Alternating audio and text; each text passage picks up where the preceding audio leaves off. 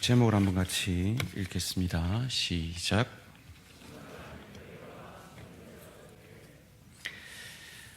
2021년 6월 27일 주일 설교 때 제가 성교적 교회로 나아가야 합니다라는 제목으로 설교를 한 적이 있습니다.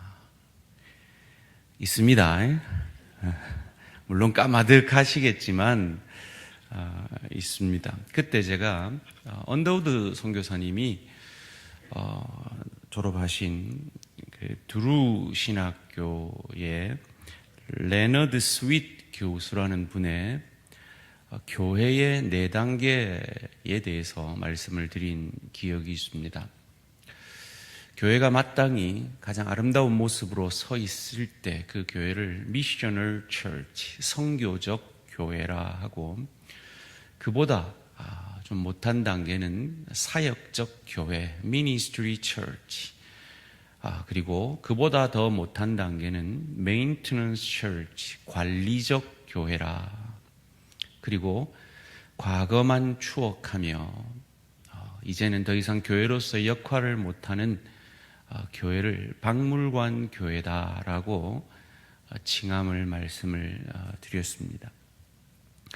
실제로 유럽이 교회들이 박물관 교회로 변하고 술집으로 변하고 모스크로 이슬람 사원으로 변하고 있는 것이 오늘 현재 일어나고 있는 현상입니다.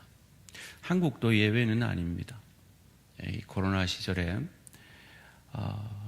너무 무리하게 건축을 한 하나님의 교회들이 안상홍 이단들에 다 넘어간 사건이 한국 교계에서도 있었습니다. 우리 교회는 어떤 교회입니까? 우리 교회는 어떤 교회로 나아가야 합니까?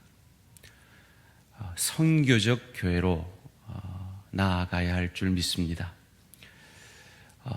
사역하기 바쁜 교회, 그래서 일하기 바쁜 교회를 사역적 교회라 말합니다.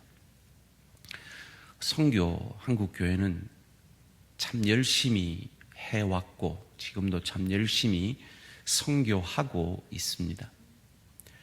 그런데 한국교회가 그렇게 열심히 이 한국의 이 교회 역량, 그리고 한국 교회가 가지고 있는 이 물질적 역량에 진하게 선교 2위의 대국으로 서 있다는 건 놀라운 하나님의 축복이고 또 칭찬받아 마땅한 한국 교회의 모습입니다. 그런데 언젠가부터 이 축복받은 이 모범적인 한국 교회에 성교하는 교회를 넘어서서 성교적 교회로 나아가야 합니다라는 반성의 목소리가 언젠가부터 크게 들리기 시작했습니다. 왜일까요? 성교적 교회라는 것은 성교라는 사역을 감당하는 것을 뛰어넘어서, 즉 성교라는 행위를 하는 교회를 뛰어넘어서 그 교회 자체가 그 성교적 역할을 감당하는 교회여야 한다라는 것입니다. 다른 말로 하면 행함이 아니라 존재됨에 대한 강조라고 할 수 있습니다. 우리가 왜 교회가 되었습니까? 우리가 어떻게 하나님의 사람들이 되었습니까? 누군가가 내게 성교적 교회가 되어 주었기 때문에 우리가 하나님의 사람이 되었고 교회가 된 것입니다. 좀 더 구체적으로 얘기하면 우리가 하나님의 일이 교회를 초청해서 믿지 않는 영혼들을 구원하는 그 일을 감당하는 것이 교회의 마땅한 모습입니다. 그리고 한국교회는 그 일에 열심특심이었습니다. 그러나 성교적 교회라는 이 반성의 목소리가 한국교회에 들리는 것은 그런 사역, 전도하고 선교하는 그런 사역을 넘어서 한국 교회를 이루고 있는 성도 한 사람 한 사람이 그 존재 자체로서 선교적 교회가 되어져야 한다라는 것입니다. 그것을 오늘 본문에서 예수님이 요한복음 20장 21절에서 이렇게 말씀하고 있습니다. 예수께서 또 이르시되 너희에게 평강이 있을지어다. 아버지께서 나를 보내신 것 같이 나도 너희를 보내노라. 한국 교회가 이 선교하는 이 선교적 행위에 대한 열심, 선교사님들의 열심에 대해서는 다의 추종을 불허합니다. 그런데 선교지를 방문해 보면 선교사님들 서로 간에 하나 되지 못해서 하드웨어는 아주 잘 갖춰져 있는데 소위 말해서 열심 있게 선교 행위를 통해 교회를 짓는 일들은 참 잘하시는데 서로 마음을 모아서 참 교회의 교회됨이 무엇인지를 보여내는 일에는 실패해서 그 하드웨어를 유지하는 그 일에만 급급해하는 모습들을 저는 여러 선교지들을 방문하면서 목도하였습니다. 참 안타까운 일입니다.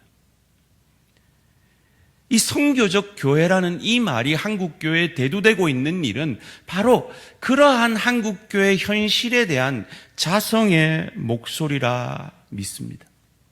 그런데 사실 선교적 교회라는 이 말을 처음 쓴 것은 한국 교계가 아닙니다. 영국의 한 은퇴 선교사가 쓰기 시작한 단어입니다. 남인도 지역에 선교를 위해서 헌신했던 그 한 영국 선교사가 서양식 전도가 그 현지인을 구원하는데 참 비효율적이고 합당하지 않다라는 반성을 가지고 은퇴하고 영국으로 돌아옵니다. 충격을 받게 되죠.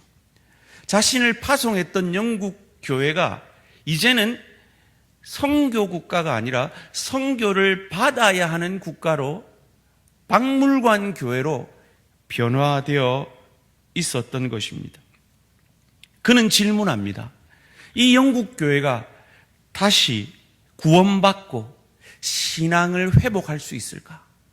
이 박물관 교회를 뛰어넘어서 관리적 교회로, 관리적 교회를 뛰어넘어서 사역적 교회로, 이 사역적 교회를 뛰어넘어서 정말 그 존재 자체가 선교인 선교적 교회로 나아갈 수 있을까라는 그 질문을 던진 것이 이 교계의 선교적 교회라는 단어가 처음 등장한 것입니다. 한국 교회는 어떠합니까? 학자들은 말합니다. 한국 이 교계에 가나안 성도가 200명이라는 말들을 합니다. 왜 가나안 성도가 생겼습니까? 한국 교회가 사역은 열심히 하는데, 관리는 열심히 하는데 선교적 교회로 서는데 실패했기 때문은 아닐까요?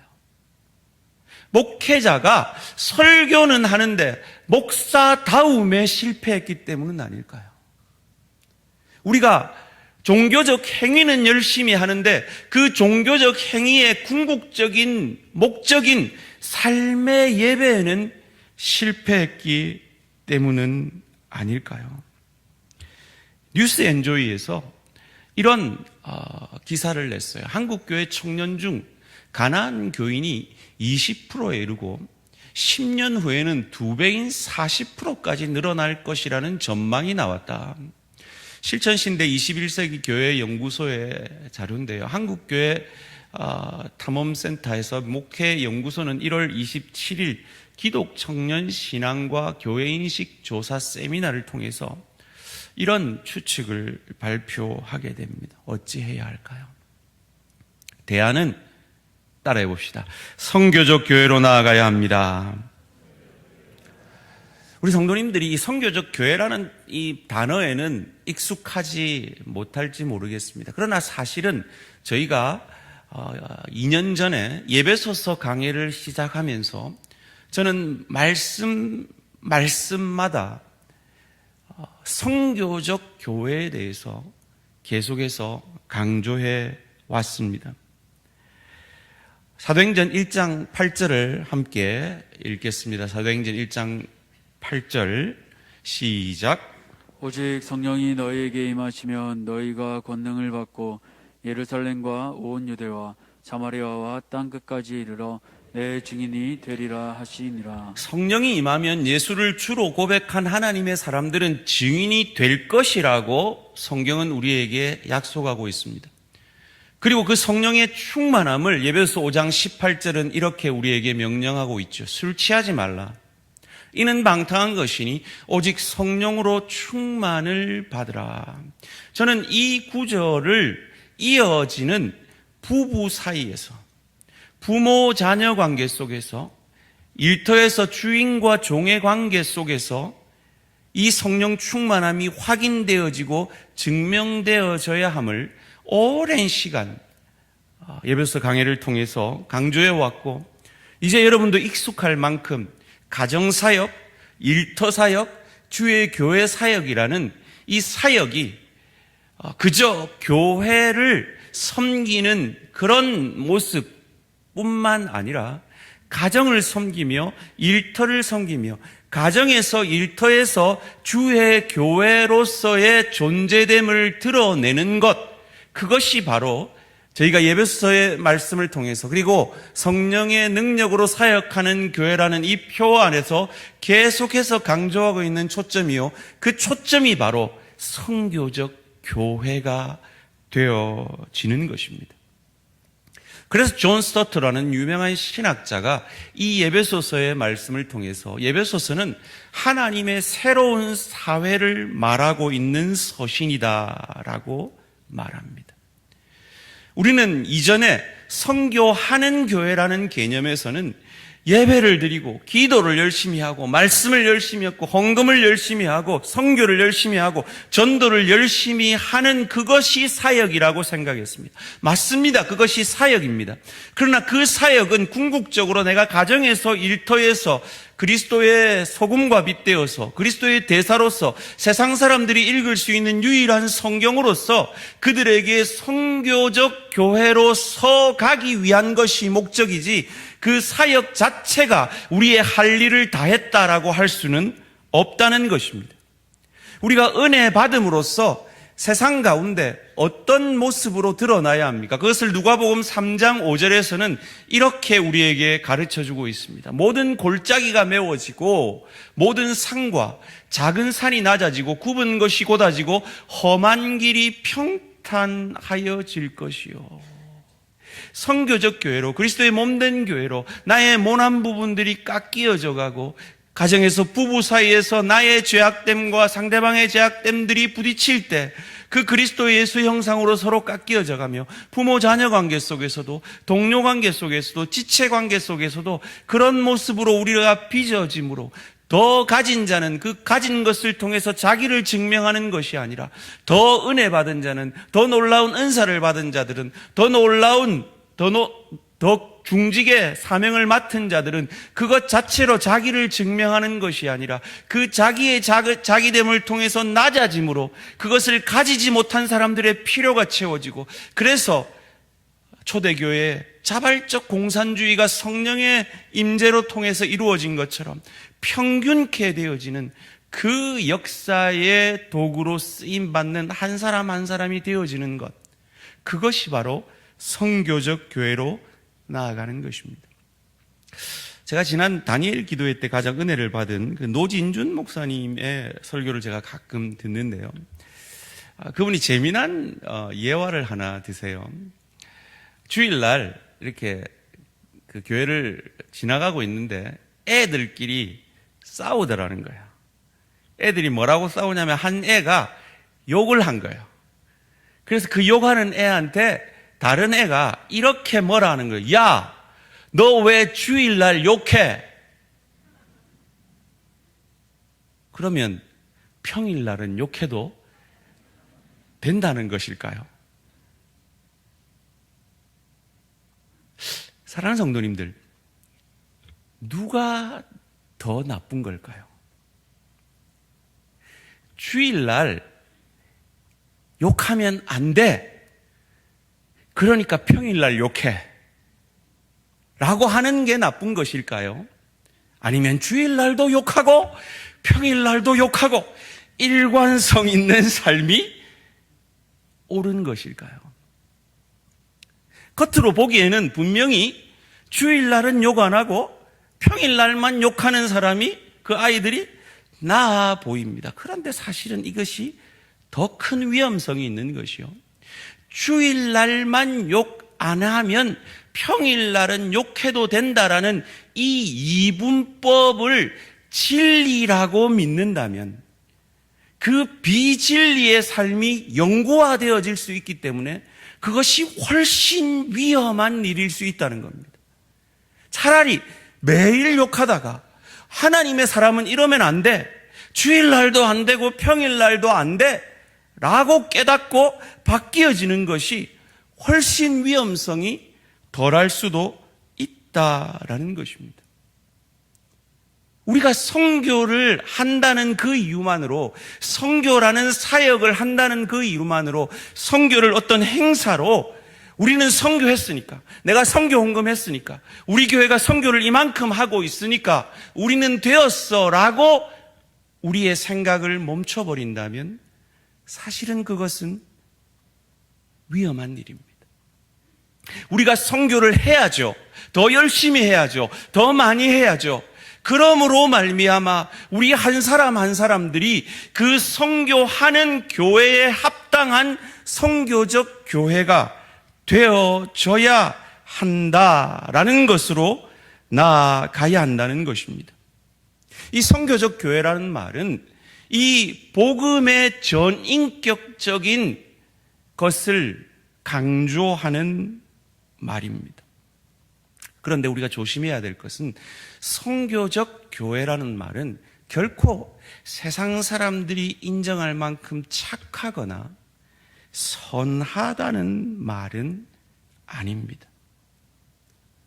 그리스도인들이 선교적 교회로서 가야 하는 이유는 내가 착하게 세상 사람들보다 더 모범적으로 살아야 된다 하는 그것이 이유가 아니라 나를 구원하신 그리스도의 증인되기 위함임을 믿으시기를 주님의 이름으로 축원합니다.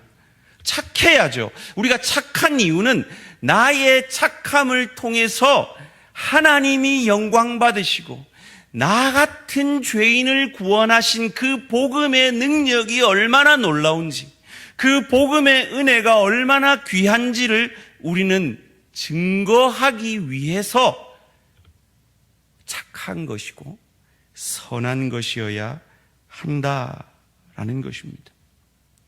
그런 의미에서 저희들은 이 예배를 마치고 늘 손을 뻗어 우리 지체들을 축복하며 이제 삶의 예배자로 우리 지체들을 서로 파송하면서 가정사역에 성령 충만함으로 성공하십시오. 일터 사역에 성령 충만함으로 승리하십시오라고 우리 지체들을 위로하고 격려하며 파송했던 그 정신으로 우리가 한 주간을 살아낸다면 우리 대한교회는 선교적 교회이며 선교적 교회를 추구하는 교회임을 믿으시기를 주님의 이름으로 축원합니다.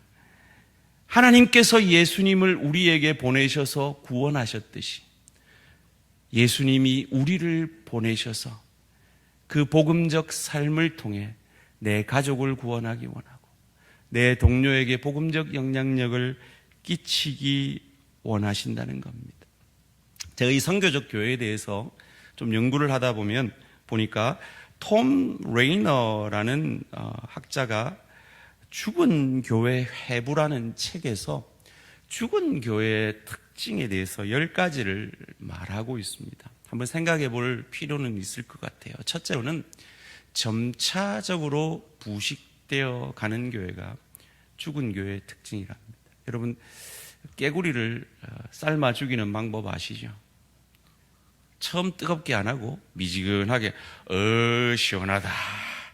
깨구리가 그렇게 믿게 만들어서 점점 더 익어가는지도 모르고 죽어가는, 마치 우리가 교회가 이 선교적 교회라는 이런 우리를 깨우는 개념을 통해서 정신 들게 하지 않으면 우린 잘하고 있다, 우린 이만하면 됐다라고 서서히 죽은 교회로 나아간다는 겁니다.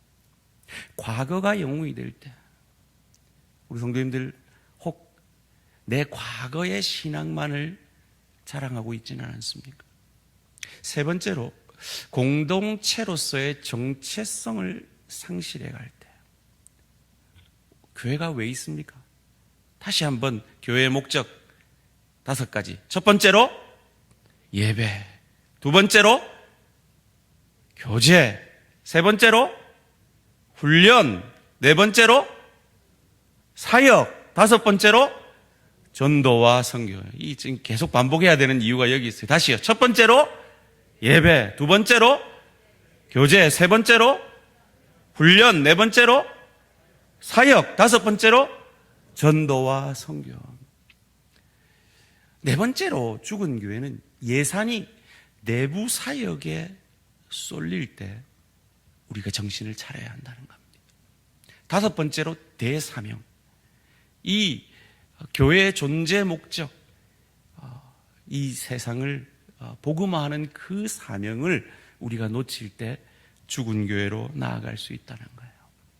여섯 번째로 편리 위주의 교회가 될 때, 제가 가슴속에 늘 새기고 있는 말이 있습니다. 목사는 성도들에게 지나치게 관대해질 때 타락하기 쉽다는 거죠. 아닙니다. 성도들이 어려워하는 말을 통해서 목사 스스로도 깨어나야 하고 성도들도 깨어나야 하는 겁니다. 일곱 번째로, 목회자의 재임 기간이 줄어들 때. 여덟 번째로, 함께 기도하는 일이 감소할 때. 그래서 우리가 이번 주에 특세합니다. 아홉 번째로, 교회의 목적이 분명하지 않을 때. 우리는 분명히 목적을 헤아렸습니다. 그리고 열 번째로, 교회가 시설에 집착하게 될 때. 사실은 올해가 우리 교회로서는 상당한 위기감을 느끼는 해임을 여러분이 알고 계실 겁니다. 그럼에도 불구하고 저희가 선교적 교회로 나아가기 위해서 제가 오늘 선교위원회 헌신 예배니까 우리 선교위원회에 도전을, 숙제를 던져드리고 싶습니다. 우리가 지난번에 NCD 자연적 교회 성장을 통해서 설문조사를 하였고 우리 교회 건강도에 대해서 평가했을 때 대부분이 아주 건강한 점수가 나왔지만 각 부서나 각 기관들이 어떤 목표를 가지고 그 사역을 해야 하며 그 사역이 그 목표에 맞게 진행되어짐을 평가하는 것에 우리가 약함이 있다라는 평가를 받았습니다. 그래서 제가 앞으로 이런 헌신 예배를 통해서 꼭 필요한 강사가 아니라면 제가 강사를 하면서 저희 교회가 각 부서가 어떤 방향으로 나아가기를 목회적 관점에서 말씀드리고자 합니다. 전도 선교의 사명을 제가 세 가지로 정리해 보았습니다. 첫 번째로, 전도 선교회는 교회의 전도와 선교를 위해서 전도 선교지를 정하고 선교지와 소통하는 그 일을 감당하고 있습니다. 사실은 담임 목사가 이 선교지에 대해서 많은 결정들을 할 권한이 있습니다. 그럼에도 불구하고 저는 그 권한을 전도 선교위원회에 위임해 드렸습니다. 여러분 다 아시겠지만 전도 선교위원회가 살펴보고 결정하는 그 일에 우리 당회가 최대한 존중하면서 전도 선교 정책을 펼치고 있습니다. 두 번째로, 교회의 각 구역과 기관들의 각 선교지와 개척교회들의 소식을 전함으로 이 선교지들을 위해 함께 전 교회가 기도할 수 있도록 노력해 주시기를 부탁합니다. 지금 우리 교회 새벽기도마다 선교지를 위해서 기도하고 있는데 그 선교지 기도 제목 가운데 몇 년 동안 변하지 않는 기도 제목이 있는 것이 사실입니다. 물론 교역자들이 하면 됩니다. 그러나 사실은 우리 교회가 평신도 지도자들을, 평신도 사역자들을 세워간다는 측면에서 교역자들이 최소한 관여를 하고 각 위원회별로 그 일들에 대해서 좀 앞서 일해 주심으로 각 기관들이 업데이트된 새로운 최근의 기도 제목들을 가지고 함께 기도하며 선교지의 형편들을 알아갔으면 합니다. 세 번째로 중요한 것이요, 교회 전도와 선교 사역에 필요한 영적인, 물적인 필요들을 채움으로 전도와 선교의 활성화에 좀 앞서 힘써 주시기를 부탁합니다. 보통 교역자들이 이 일을 주도합니다. 그런데 앞으로는 각 위원회들이 각 위원회에 맞는 사역들을 좀 주도하셨으면 좋겠습니다. 교역자들은 최대한 그 위원회가 사역을 잘할 수 있도록 협조하는 방향으로, 그래서 우리 모든 위원회들이 각 위원회 사역에 맞는 그 사역들을 먼저 주도적으로 앞서 일하실 수 있으면 좋겠습니다. 그런 의미에서 제가 선교위원회 이 헌신 예배를 통해 부탁을 하고 싶습니다. 저희가 2년 전 당회에서 이미 올해 청년대학부를 중심으로 태국 이지원 선교사님 사역지에 단기 선교팀을 보내기로 결정하고 올해 그 예산을 잡기로 했었습니다. 그런데 뜻하지 않게 2%대의 건축 그 이자율이 5%대로 건축 이자율이 뛰는 바람에 우리가 과거에 들어가지 않던 그 이자에만 배 이상의 헌금이 들어가야 하는 그런 상황을 2023년에 맞게 되었습니다. 그래서 고육지책으로 저희 당회에서 이 단기 선교에 대해서는 일단 보류하고 예산도 잡지 못한 상태입니다. 그런데 하나님께서는 그런 꿈을 목회자에게 주셨고 당회가 마음을 모아 주셨습니다. 제가 이지원 선교사님 사역지를 가보니까 그 현재 지금 참 그 새벽이슬 같은 그 청년들이 어떻게 그 교회에 나와서 예배를 드리고 있는가, 어떻게 신학교를 갖는가 물어보니까요, 단기 선교팀이 와서 함께 캠퍼스 전도를 통해서 만난 그 청년들이 지금 열매가 되어서 그곳에 일꾼이 되어지고 아름답게 자라나고 있는 모습을 보고 왔습니다. 그런 의미에서 그 사역지, 우리가 파송한 주 파송 선교사인 이 태국 사역지에 반드시 단기 선교팀의 도움이 필요한 것이 사실입니다. 그런데 교회가 따로 이 예산을 편성하지 못했습니다. 어찌해야 할까요? 저는 그 고민들을 선교위원회가 함께 기도하며 고민해 주시기를 부탁을 드립니다. 제 생각으로는 한 3가지 정도의 방안이 있습니다. 첫째로, 우리 성도님들 가운데 우리 교회에 올해 단기 선교를 위해서 5분만 기둥 헌금을 목적 헌금으로 하시면 이 단기 선교는 가능합니다. 두 번째로, 좀 힘들겠지만 선교위원회를 중심으로 권사회와 협력을 하시든 여전도회와 협력을 하시든 이 단기 선교팀을 위해서 바자회를 앞서 하셔서 그 바자회 수익금으로 단기 선교팀을 파송할 수 있는 재정 여건이 준비되어질 수 있으면 가능합니다. 마지막 3번째는 단기 선교를 가고자 하는 사람들이 전적으로 자비량으로 나는 선교하고 오겠습니다 라고 결단하면 또 가능합니다. 4번째는 선교위원회가 고민해 보시기 바랍니다.